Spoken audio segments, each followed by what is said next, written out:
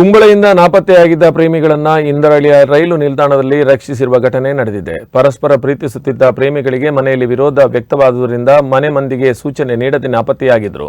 ಮನೆ ಮಂದಿ ಹುಡುಕಾಟ ನಡೆಸಿದ್ರು. ಯುವಕ ಯುವತಿ ಪತ್ತೆಯಾಗದಿರುವುದರಿಂದ ಕುಂಬಳೆ ಪೊಲೀಸ್ ಠಾಣೆಯಲ್ಲಿ ನಾಪತ್ತೆ ಪ್ರಕರಣ ದಾಖಲಿಸಿದ್ರು. ಕೇರಳದಿಂದ ಮುಂಬೈಗೆ ತೆರಳುತ್ತಿದ್ದ ರೈಲಿನಲ್ಲಿ ಗಸ್ತು ಕರ್ತವ್ಯದಲ್ಲಿದ್ದ ಆರ್ಪಿಎಫ್ ಸುನಿಲ್ ಕೆಸಿ ಅವರಿಗೆ ರೈಲಿನಲ್ಲಿ ಪ್ರಯಾಣಿಸಿದ್ದ ಯುವಕ ಯುವತಿಯ ವರ್ತನೆಯಲ್ಲಿ ಅನುಮಾನಗೊಂಡು ವಿಚಾರಿಸಿದಾಗ ಕುಂಬಳೆಯಿಂದ ನಾಪತ್ತೆಯಾಗಿದ್ದವರೆಂದು ತಿಳಿದು ಬಂದಿದೆ.